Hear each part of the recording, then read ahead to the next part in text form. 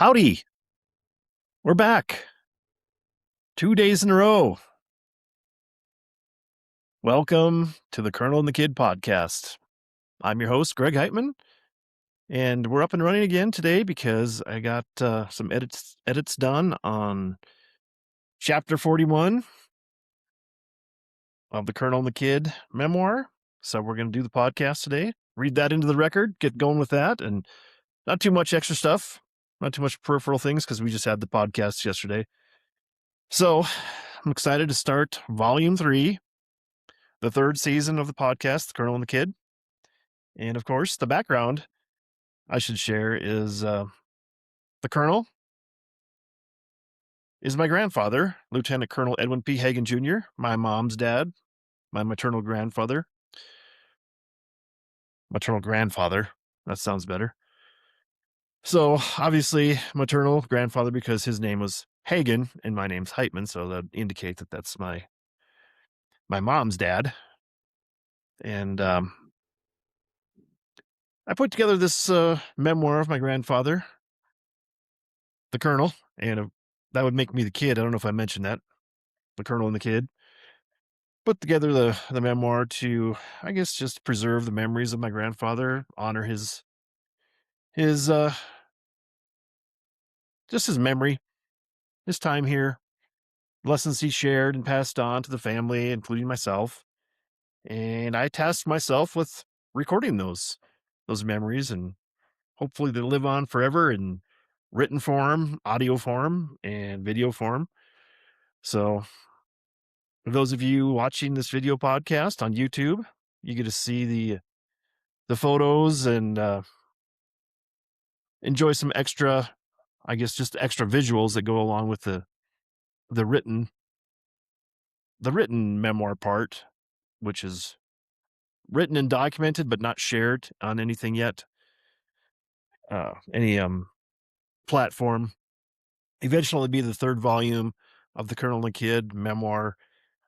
It'll be taking a spot next to volume 1 and volume 2 on Kindle that you can find on Amazon. But right now, there's nothing of volume 2 or volume 3 yet. Volume 1, you can go and buy a copy if you want on Kindle, download it to your iPad or computer and check out all the photos and see the writings themselves. But for now, I'm just working mostly striving to get the electronic copy of the audio and electronic copy of the video into the record, and then eventually put that onto Kindle also. But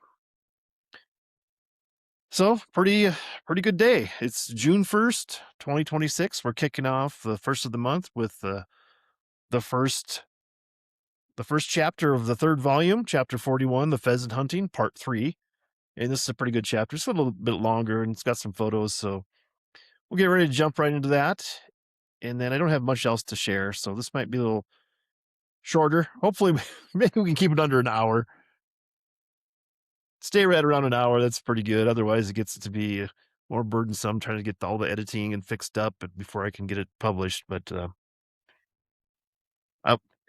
whatever length it runs, it runs. That's what we're going to do and work with and keep going forward. So, this is dedicated to this podcast and the memoir and everything. The Colonel and the Kid memoir is dedicated to my grandfather, but it's also been very beneficial to me as far as just like some psychotherapy. That's what I've always been talking about, that just writing these thoughts down and providing some introspection on my own thoughts and life and just, thinking about it, seeing how it's going, maybe making adjustments here and there. But it's been, I guess for me, I feel it's been highly successful as sort of some psychotherapy. And I encourage anyone else that wants to do something like that, just do it. Just start writing it down. You don't have to do a podcast or anything, but just make some notes on your computer and have just an ongoing journal of what you're thinking about and how your life's going, how to make it better. If you want to try to make it better, I encourage everyone to try to make their life better if they can. You should try that.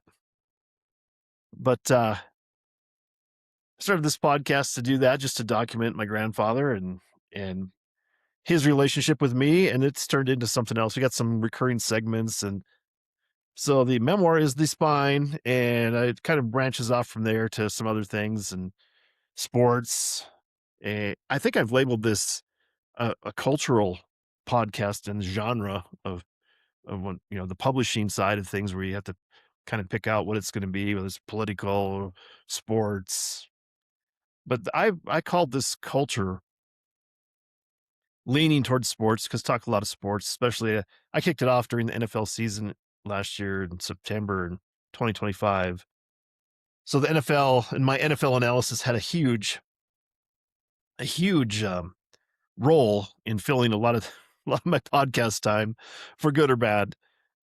And I think I'm going to do some adjustments this year. I don't think I'm going to include the NFL talk on the podcasts, the main podcast itself. I'll have a separate podcast just for talking NFL, I think, this year. If I do that, I probably will.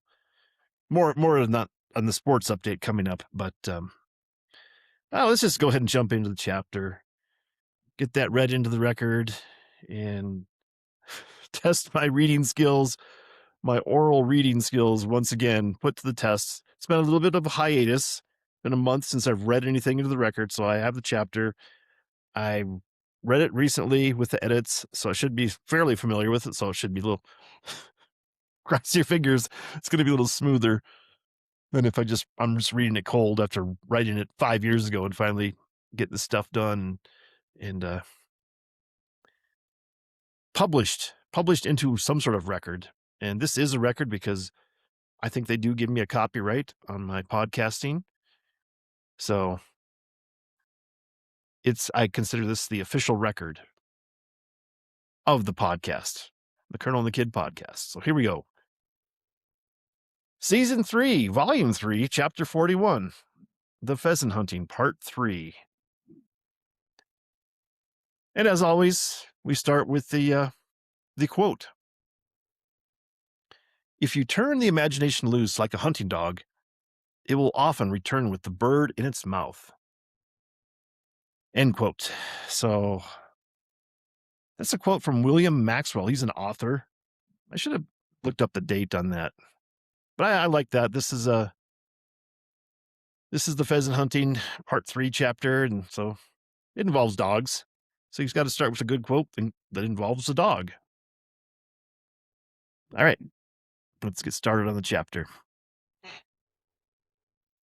Grady and I hunted pheasants together in Falk County a lot.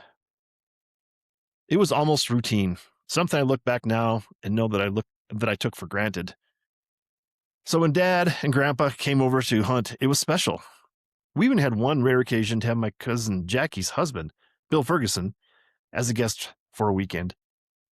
Bill and Jackie, along with their 2 kids, traveled from Sioux Falls to join the hunting party. And we have our first photo for the chapter. I'll read the caption and then I'll try to describe. And for the video podcast on YouTube, I will upload this actual photo. But for those just listening, I'll just do my best to describe. The caption reads, The crew from Falk County pheasant hunt from October 1997. From left to right, Grandpa, me, Bill Ferguson, Grady, and Brandy, Grady's black lab. In front of Bill, Mickey, my chocolate lab, is hard to see in the shadows, but she sits patiently for a photo. My dad, Gary Heitmann, is behind the camera taking this picture. So this is a photo out on the prairie of Falk County. I don't know how far this was from Grady's ranch, probably 20 miles as the crow flies. And as I said, it's Grandpa, me, Bill, Grady, and the 2 dogs. And we're kneeling down in front of some just prairie grass that's been mowed, I guess, mowed and baled up. And it's just a beautiful October day. Blue sky. It's probably, it's, probably around October 20th or between October 20 and Halloween.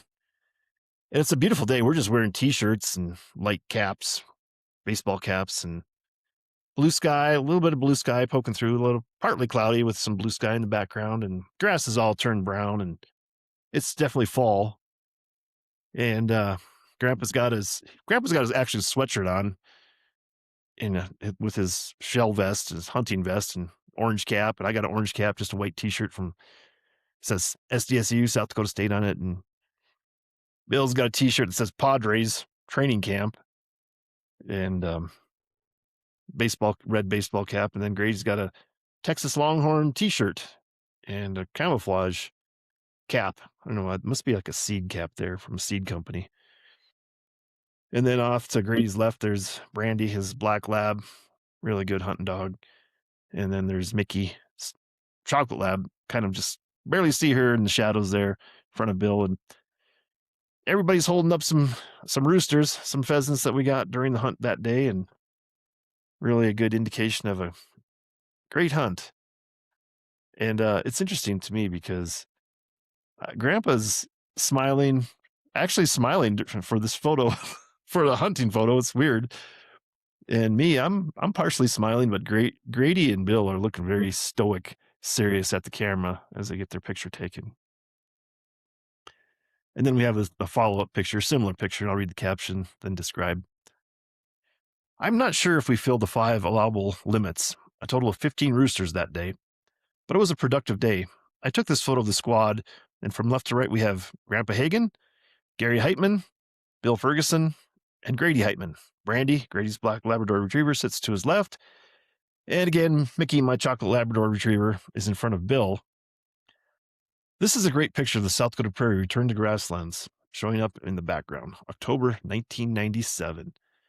So another photo, but this time I'm taking the photo, and my dad is in the photo. He's wearing like a button-up Western shirt, I guess, and he's got an orange cap on. I think that was my orange cap that I was issued for my officer training school, and it says AMS. I can't remember what that stands for. I think it's like Academy of Military Science. When I was commissioned as an officer, that was earlier that year. I had been down in at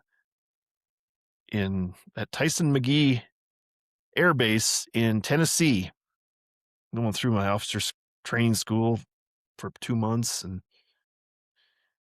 I think that was in I want to say it was in like February or March or April, somewhere wintry spring time frame. So a blast from the past, seeing that orange cap. But my dad he wanted to wear an orange cap so he could be seen out there hunting pheasants. Hopefully prevent from being hit by some stray shot from the shotgun. And it worked. I don't think anybody shot anybody that day, which is good news. But back to the chapter. I don't think it could have been a better fall day in October to gather and chase roosters on the prairie, miles from anyone else.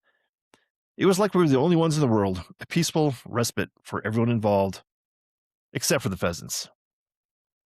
With Grady's insight to the land in Falk County, along with the relationships of ranchers and farmers he worked with as part of his job, he knew where to hunt.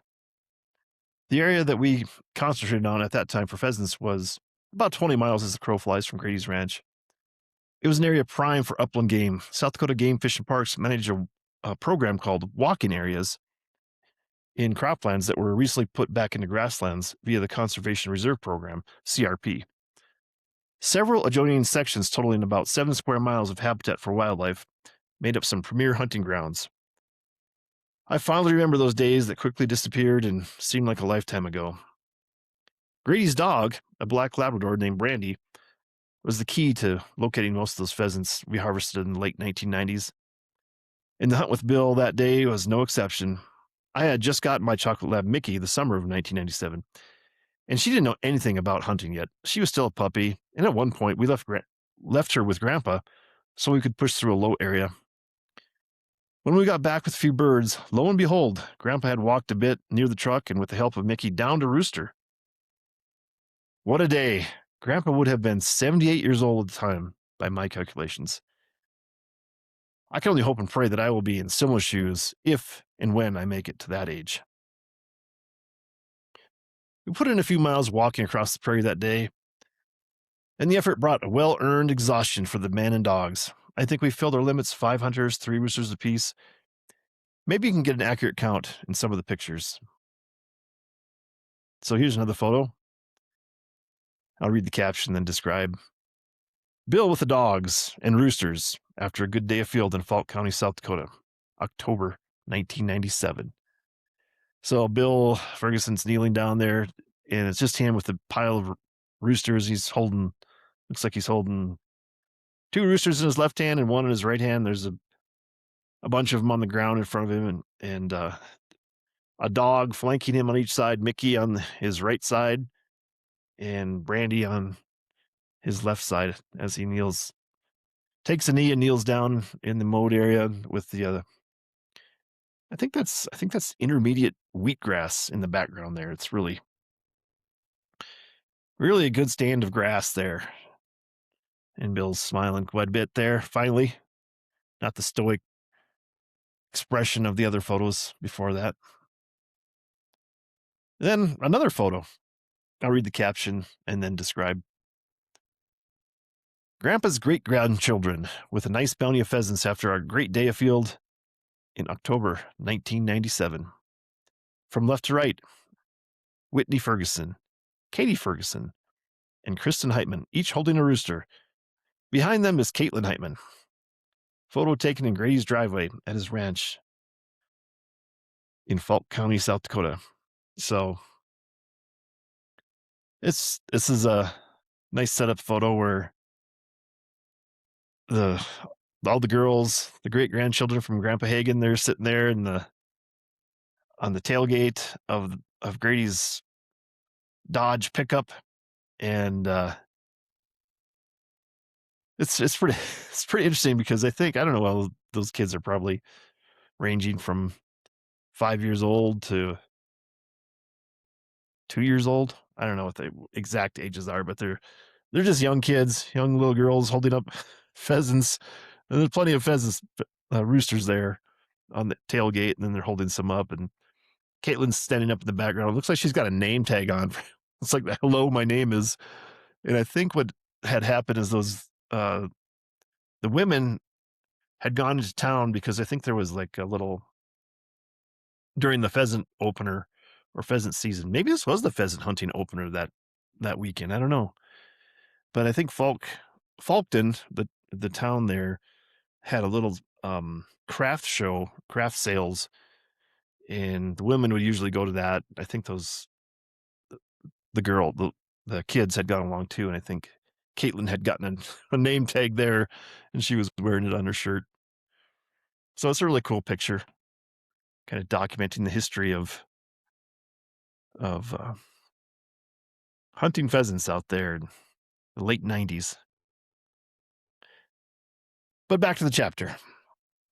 Bill never came back to hunt with us. It was a weird deal, and I don't have all the details pertaining to the story behind why this was Bill's only pheasant hunt with us. It is my understanding that Bill shared his weekend pheasant hunting success with some of his coworkers. That wouldn't be a problem, except the world is full of jerks. Backing up just a bit, we had sent all the pheasants we bagged that day home with Bill. We'd either skin them or we had just cut the breast out of the birds, washed them up, and bagged them for transport. That does technically violate the rules of transport. You should have the wing, foot, and head still attached for identification by any game warden during transport. But once the birds were home, you could finish the cleaning job and stick them in the freezer. That should be the end of the story. It still bugs me a quarter century later. I guess Bill's coworkers at Citibank were jealous of Bill. Apparently, they were envious enough to anonymously call the game warden. Bill was cited for some violation after being questioned. Rules are rules, even though the spirit of the law was not violated. I guess pheasants were confiscated, and that was enough to sour Bill on South Dakota tradition. Maybe someday, enough time will have passed, and we can reconvene at Grady's ranch and create some modern memories.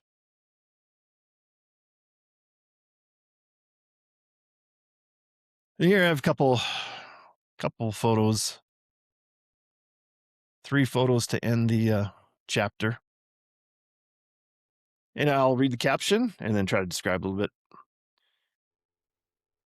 My Browning Satori South Dakota Conservation Officer model.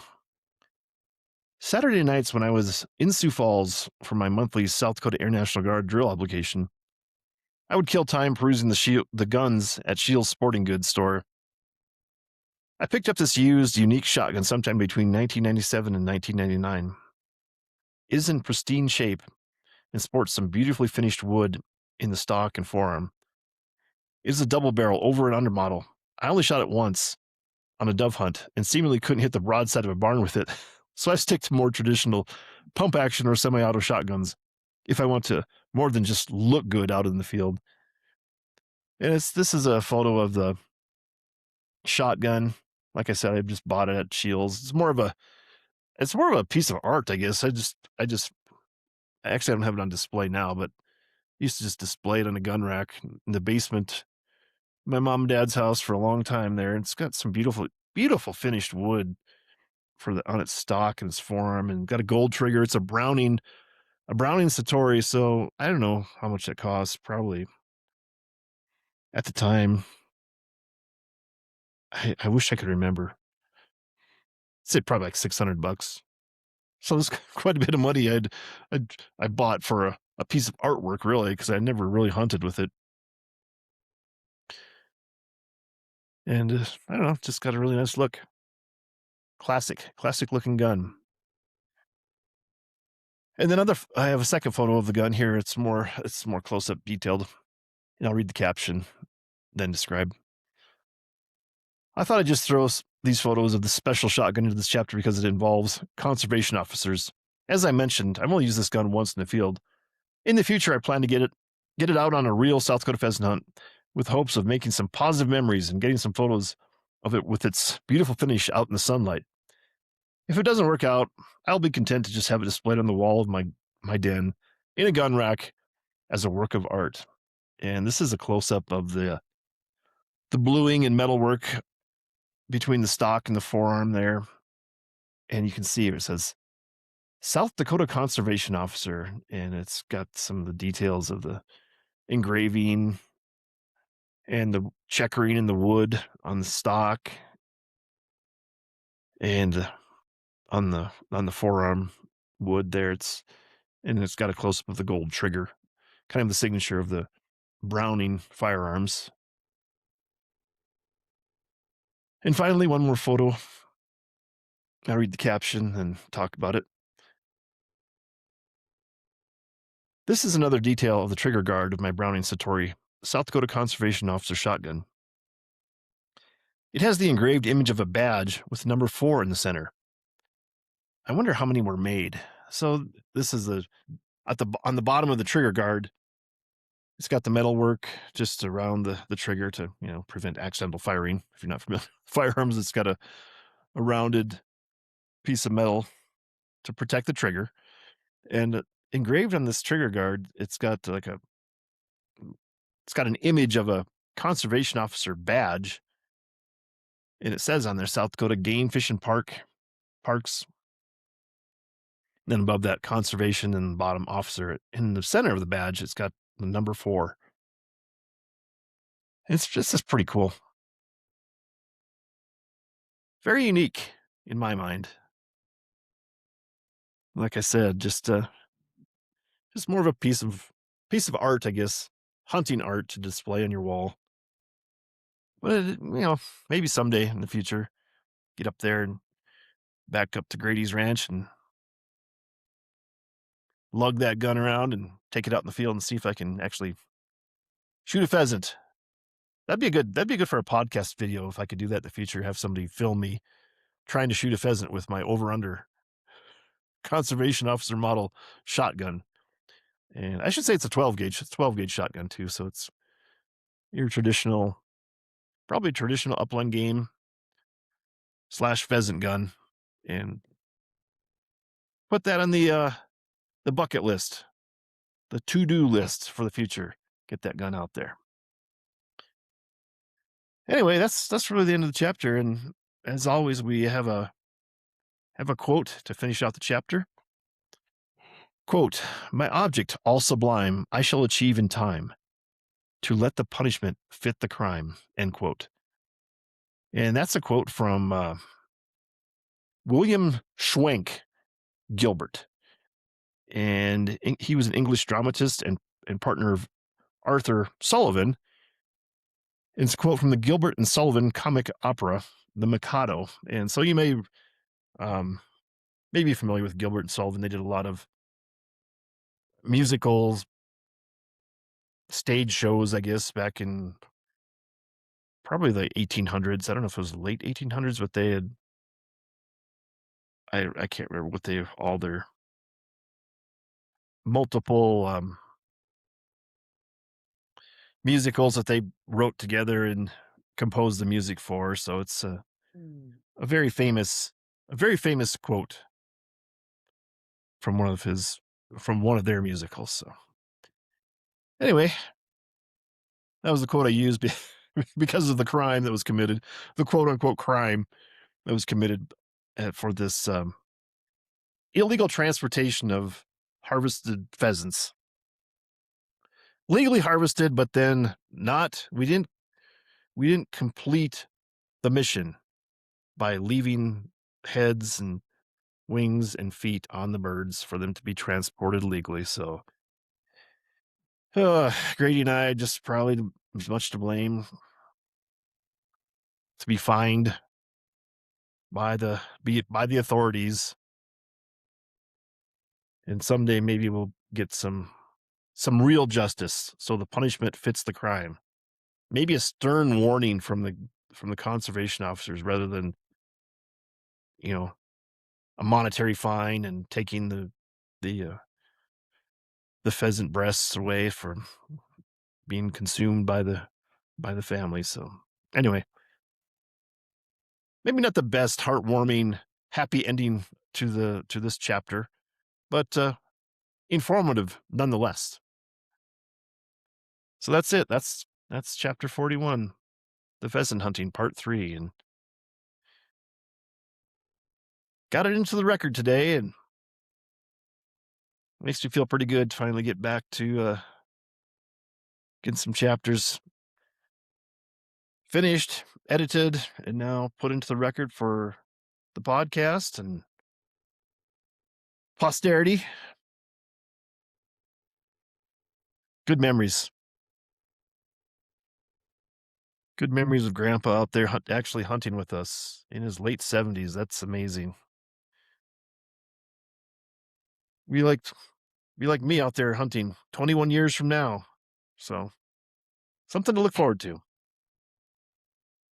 Anyway, that's it. That's the end of that chapter. And for those of you listeners that just are interested in the Colonel and the Kid memoir part, that's it. You can drop off. But those diehards that want to stay on, we have a little bit of information to share regarding the peripheral recurring segments. So we'll jump into them. And I have corrections today. Well, it's more additions. I don't know if it's any corrections going on, but I did want to follow up on some stuff that I talked about and just kind of left hanging there. And that was where I have lived in the amount of time I've lived certain areas. I can't remember what the context was that came up, but I'd been thinking now that I've lived the plurality of my life here in Santa Fe, New Mexico now. But according to my little lists I put together, it's actually very close between South Dakota and New Mexico as far as living in a certain state anyway, because I did live in different towns in South Dakota. But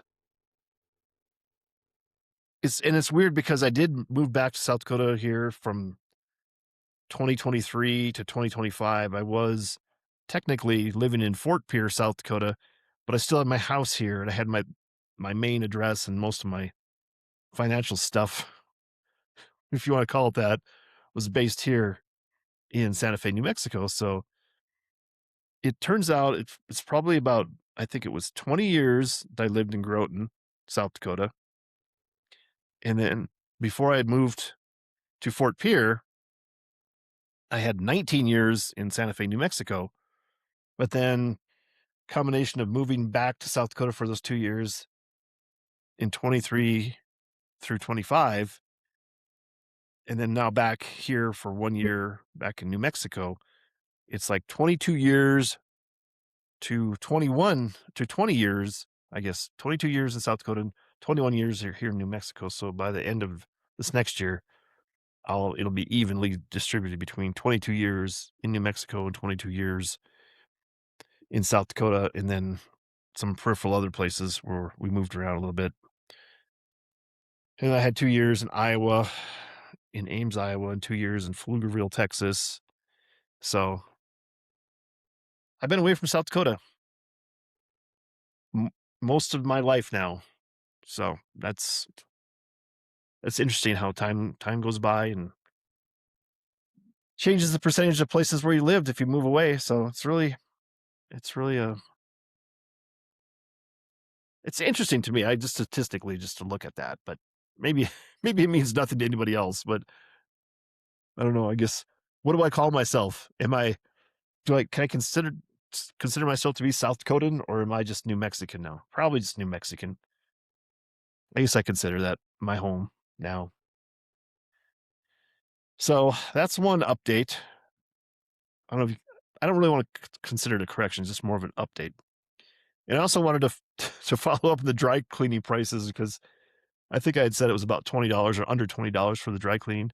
The ticket was on there, and I bring that up because yesterday's podcast I talked about an accomplishment of getting my cavalry uniform dry cleaned. So I was wearing my cavalry hat and had the dry cleaning hanging on the boxes back there for display and reference to. And it did have the ticket on there, the price ticket. So I looked at that before the podcast today, and it was like $21 and some odd cents. So there was a trousers and the top, a wool trousers and wool military top. So it was about $10 a piece plus tax to get those dry cleaned. And seems like a fair price to me. And having said that, for those watching the podcast, you can see that I'm wearing the podcast hat today, getting back in the groove, getting the chapter 41, really the first chapter of volume 3 into the record here. And glad to be wearing the podcast hat, my custom made cowboy hat. And I'm pointing here for those watching to the O'Farrell Hat Company box. That's the hat box cover for my special custom hat. Just enjoy wearing it for the podcast, and highly recommend them if you want a custom hat made especially for your head. You can see, looks good, looks like I'm a professional podcaster with this hat. I guess I don't know. Two professional podcasters wear hats.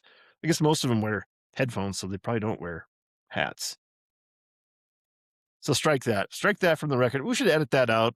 I won't, because that takes a lot of time to do that. And I'm not going to bother editing stuff out today. So that's it. That's the corrections slash additions to the podcast.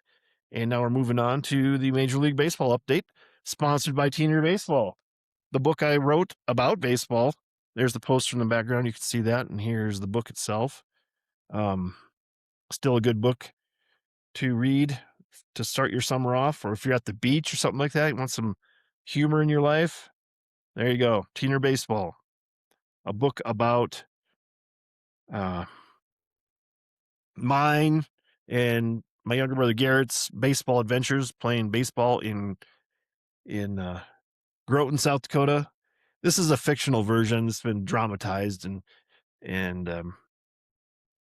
maybe add a little more humor to, or funniness, absurdity to the book, but loosely based on winning some championships and state championships in teener baseball, living in Groton, South Dakota. So,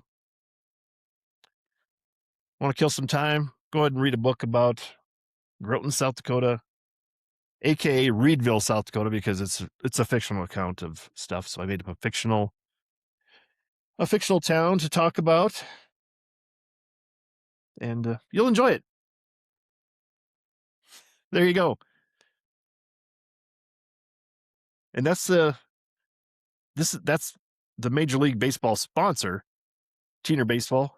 And we gave the update yesterday. The Twins, I don't know if they're playing today or not. Maybe they have the day off, but they lost yesterday, so their win-loss record is 27 wins, 33 losses, and they are headed for the probably the basement of at least the Central Division in the American League. Probably going to be one of the worst teams in baseball, I suspect. I mean, they're hanging in there right now, but I don't think they're going to get any better. And their injuries are even starting to pile up more than more than I have ever remember this. So I don't have high hopes for them. So that's it. Same as yesterday for the Major League update. However, we do have more sports headlines that I wanted to talk about.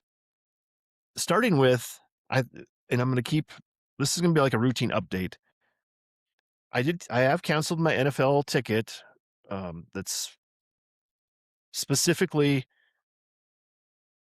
on YouTube TV. So I do subscribe to YouTube TV. That's my main TV watching app, if you want to call it that.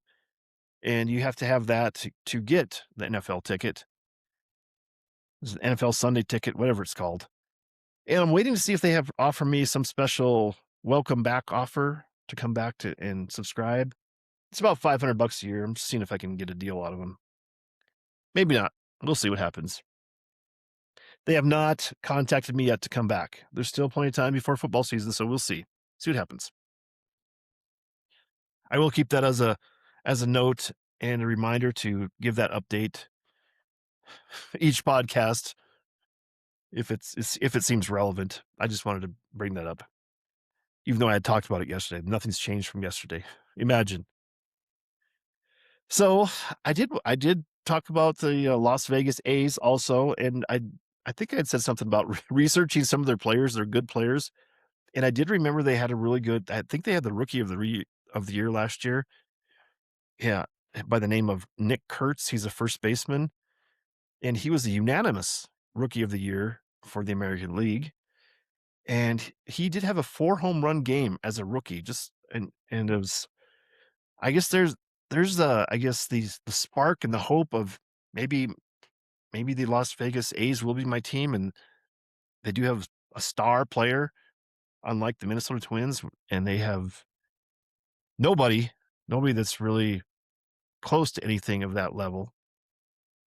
So I'm inching ever so close to maybe getting a new team. Las Vegas A's are not in Las Vegas yet, so I'm not gonna jump ship until they have a home, a real home, a permanent home, because they're playing in Sacramento right now, which has got to be just a bummer, a bummer for them as a Major League Baseball team, and you're playing in Sacramento, California. Oh well, no offense, Sacramento, but you're not. Well, you're definitely not Oakland, thank goodness. But you're not San Francisco or any other California team, San Diego or LA. You're in Sacramento. So sorry. But I wanted to say that this was a reminder when I did look up this kid. I'll call him a kid, Nick Kurtz. He, with his 4 home run game, it reminded me that we got some sad news. Bob Horner, former Atlanta Brave third baseman and rookie of the year for 1978. He passed away at 68 years old last week. And it's kind of just sad reminder to me because I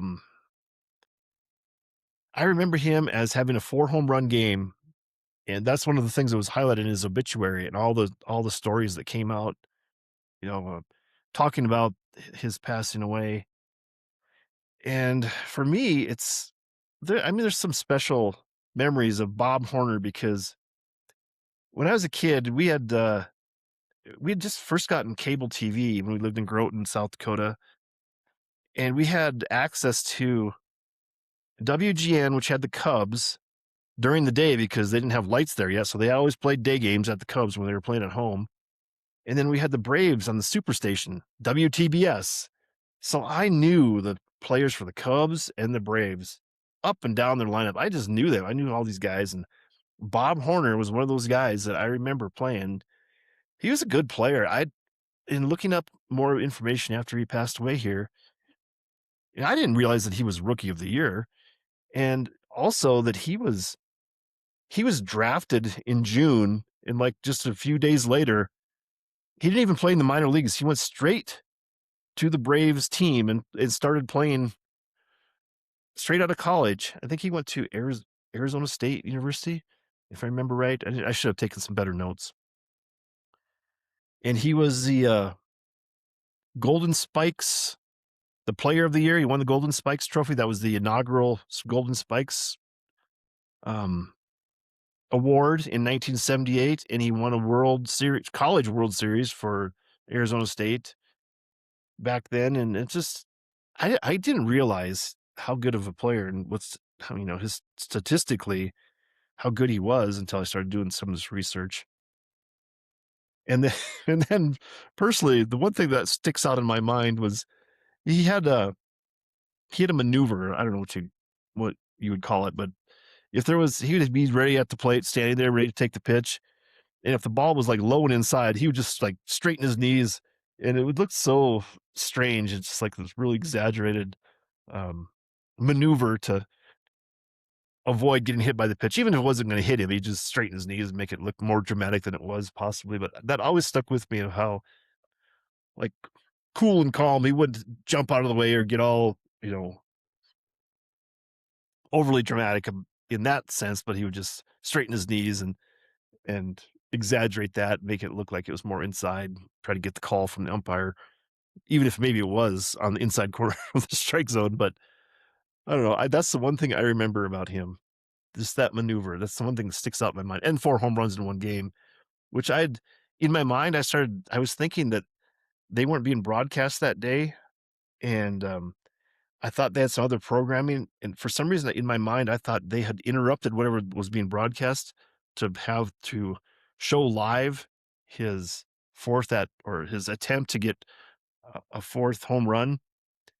But I did look that up. I Googled that, and apparently WTBS didn't even broadcast that game live that day. That was tape delayed because it was the inaugural Goodwill games, which Ted Turner had invented, and WTBS was the Turner Broadcasting System that Ted Turner had created way back when. And he had WTBS, and then he invented the CNN cable news network. And I'm sorry to say we have a double update on people passing away under the sports section today. Ted Turner, he passed away on May 6th at 87 years old, and of course he's forever affiliated with CNN. But for me, more special was his broadcasting the Braves games on WTBS, that station that we got on cable for whatever reason, along with WGN, so I could see the Cubs games. But WTBS and Ted Turner once, I guess, fired the manager and managed a game. And so he had a lot of sports related stuff. And he was, I guess he did the Goodwill games, the inaugural Goodwill games, like an off year Olympics, trying to bring goodwill to the world, I guess. And he also had the America's Cup, which was the sailboat, the yacht sailboat racing. And I think that he won some of those America's Cups before. I think Australia had invented some fancy new keel for a sailboat, and then they had winning a whole bunch in a row after that. But Ted Turner, 87 years old, passed away May 6th. So we had Bob Horner and Ted Turner both passing in May this year. Kind of some, you know, nostalgia there. It's like, Bob Horner's only 68 years old, 11 years older than me. It just seemed much older that to me because I guess maybe I was still felt like a little kid when I was watching him play baseball on TV like that and seeing it. And he always seemed like he was old, much older than just 11 years compared to me now. It's just it's kind of a strange relativism, I guess want to think about in how time goes by and the relativity changes. So it seemed like 68 years old seems pretty young to me to be passing away, especially when you were a prime athlete. So I don't know. I guess there was no report on what he passed away from, but and then Ted Turner at 87 years old, he lived a pretty full life. Make it to 87. I think you've outkicked the coverage on that. So I think the average lifespan for man in this country is still probably around 81, 80, low 80s. So good run for Ted Turner. So that's it. That's wrapping up the sports update. Glad I was able to remember to talk about Bob Horner passing and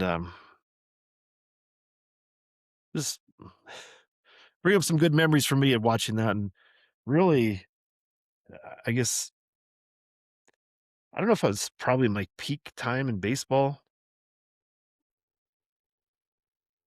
I don't know if it's I maybe my peak time in following baseball at time because I had a lot more free time to be able to watch TV and just do nothing as a kid when I was you know in 1978, I was 9 years old. I guess I didn't see him at the beginning, but, like in 1980, 81, 82, that time I was able to, as in 1980, I was 11 years old, 81, 12 years old. So that was probably peak time to be a kid. And as a boy, you're following baseball and playing baseball yourself, little league, stuff like that. So anyway, good, good memories associated with that. Sad to see them pass away, but time marches on. Anyway, I don't think I really have much more to say today. Probably wrap it up. I was thinking about see if I could find another personalized license plate to talk about, but I didn't do that. Didn't do my homework there. So it'll be a shorter podcast today. We'll keep her on the edited side, the efficient side of the podcast today and kick off the again, Kurt on the Kid podcast. This is season 3 now. Chapter 41, the pheasant hunting part 3. So that's it. I'm going to sign off. And of course, we always say the 3 B's: be positive, be assertive, be proactive. Those are the 3 B's that you need to remember. Try to make your life a little better, enjoy life. And of course, we don't say goodbye. We say see you later. And I leave you with this. As always, knock and the door will be open to you. Seek and you'll find. Ask and you shall be given. So that's it.